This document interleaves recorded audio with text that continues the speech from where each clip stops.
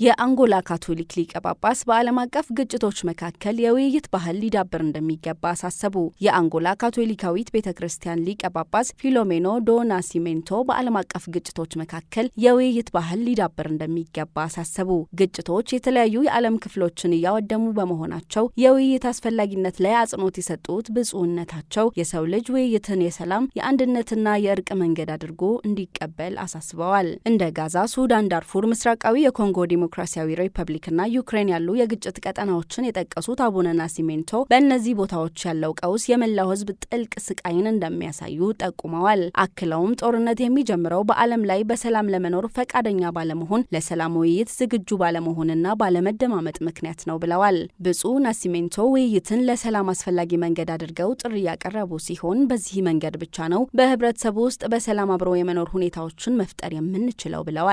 በተጨማሪም መቀበል የመስጠትን ያህል ጥሩ ነው በማለት ለመቀበል ፈቃደኛ ሳንሆን መስጠት አንችልም ሲሉ አስጠንቅቀዋል።